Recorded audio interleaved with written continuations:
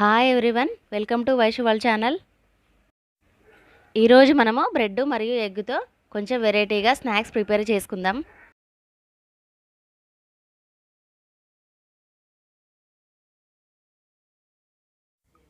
ఈ రెసిపీ కోసం ఒక చిన్న క్యారెట్ను, ఒక మిర్చిని అండ్ 1 షిమ్లా మిర్చిని తీసుకున్నాను. కొంచెం అల్లంని చిన్న చిన్నగా తరిగి పెట్టుకున్నాను.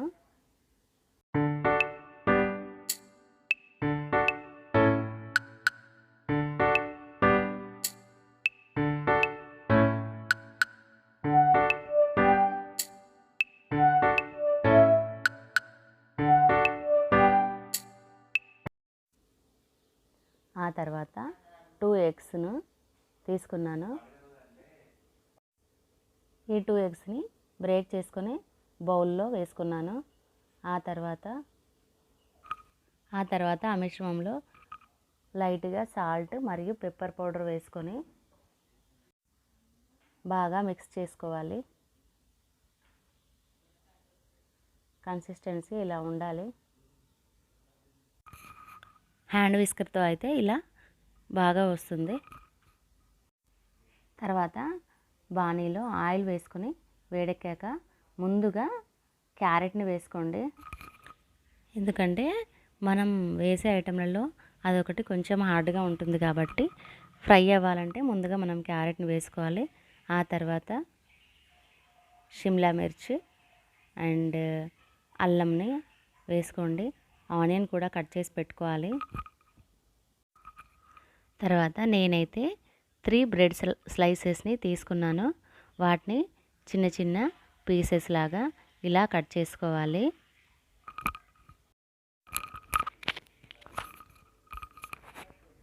బాణీలో ఇవన్నీ ఒక 2 నిమిషాలు ఫ్రై చేసుకున్నాక దాంట్లో రుచికి సరిపడేంత సాల్ట్ మరియు పసుపును వేసుకొని మళ్ళీ ఒక 2 మినిట్స్ మగ్గించుకోవాలి.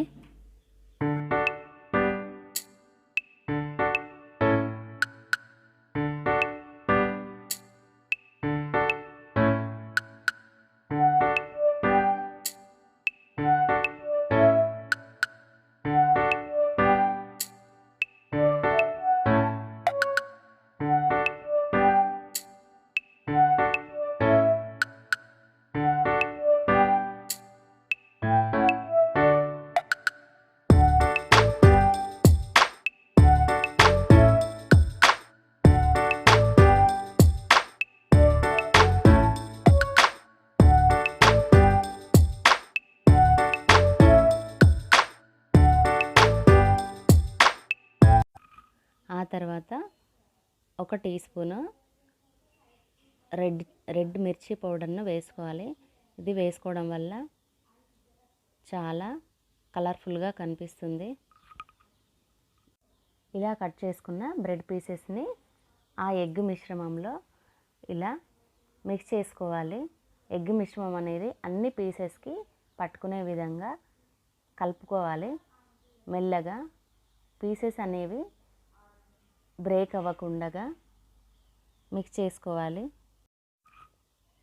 అలా కలుపుకున్న మిశ్రమాన్ని బాణీలో వేసేసుకొని ఒక 2-3 మినిట్స్ బాయిల్ చేసుకోవాలి. మనకి బాణీ అడుగంటుతుందేమో అని అనిపిస్తే లైట్గా సైడ్కి 2-3 డ్రాప్స్ ఆయిల్ వేసుకోవాలి. ఆ తర్వాత మూత పెట్టుకొని ఒక 2 or 3 మినిట్స్ మగ్గించుకోవాలి.